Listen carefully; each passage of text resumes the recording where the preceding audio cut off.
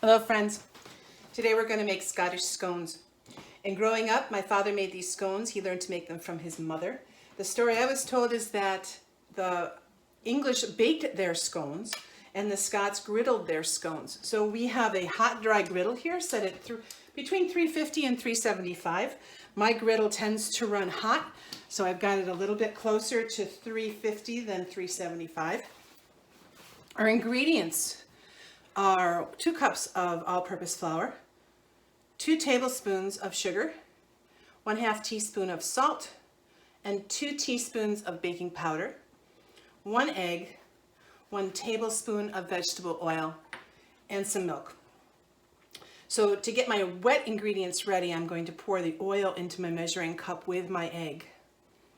And then I'm going to add just enough milk to make that a scant cup. So I don't want it to be overflowing. I just want it to be just below 1 cup of liquid.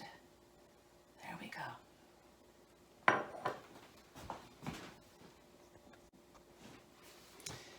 Then I'm going to give that egg, oil, and milk a stir.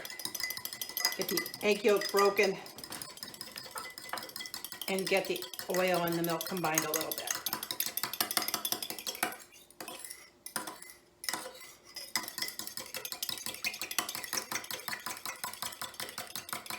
See, it's starting to change color, which tells me the egg yolk is broken, and I'll just set that off to the side. In my bowl, I'm going to put my flour, sugar, my 1/2 teaspoon of salt, and my 2 teaspoons of baking powder, and go ahead and give that a little stir. You can also sift all these ingredients together. I'll make just a little bit of a well or an opening in the bottom of the wet ingredients, and I'm going to pour all of my liquid in there at once. Now, just like biscuits, we don't want to stir this vigorously. We want to just get the wet ingredients incorporated into the moisture. So I'm going to do kind of a fold and cut across motion.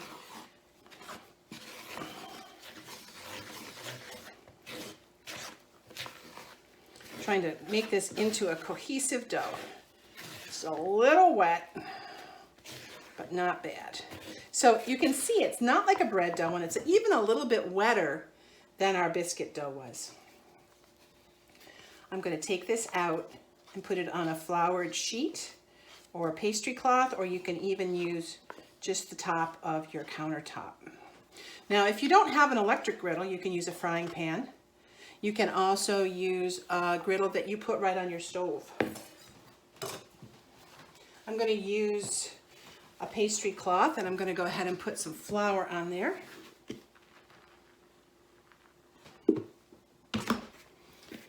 And pull my dough right out onto the pastry cloth.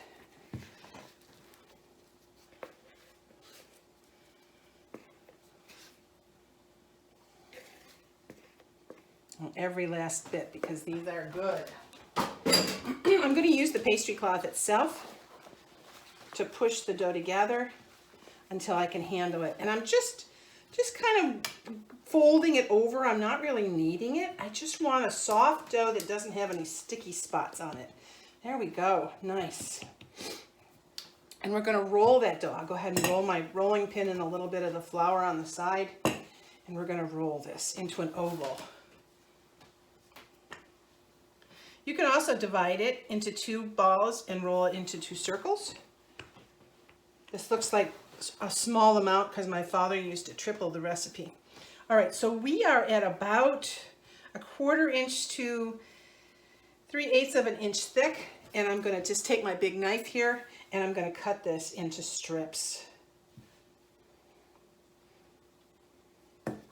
You need to put a little bit of flour on your knife.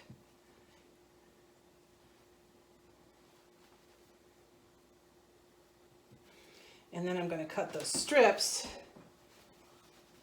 into rectangles. All right, so I have my hot griddle here. Hot, dry griddle. We're just going to move those scones right onto the griddle.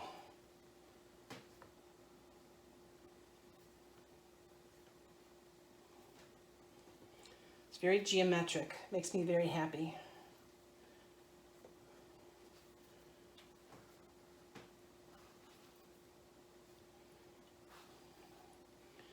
All right, and now we wait. If they don't seem to be cooking quickly enough, you can turn your griddle up a little. If they start to cook too quickly, they're getting too brown on the bottom, you can turn your griddle down. We're going to wait until these get nice and brown on one side. Then we're going to flip them over and cook them on the other side. And they will test the same way that a bread loaf does. When they test hollow, they're done. We're going to eat them with maybe a little bit of butter and honey or butter and jam. You can see already that they're starting to rise. So I'll check back in with you when we're getting ready to flip them over. It's been a couple minutes and I'm going to start turning my scones over. They're getting brown a little faster than I want them to. So I've turned my griddle down just a little bit. Got some flour on them, but that's part of the charm. Oh, baby. So there, they're all flipped over and we're going to let them cook on the other side. So my scones are cooking really nicely. If I flip them over, you can see we have this really lovely golden brown. That one's a little bit darker. They're starting to tap hollow. Sometimes the edges don't get done. So I'm just gonna stack these on their edge and let that edge brown up a little bit. I don't want any doughy edges at my tea table. So we'll let those cook a little bit. We'll flip them over on the other edge and then we'll give them a taste. Okay, I think our scones are done. So they're brown on all four sides. I flipped them over onto both edges so that the edges have been able to bake a little bit as well. So you can see we have this nice rectangle where we have some other shapes. To eat these, we're just going to cut these right down the middle. And what we have is kind of a cross between a biscuit and a bread. And we can spread those with some butter to go with a cup of tea or our scrambled eggs for breakfast.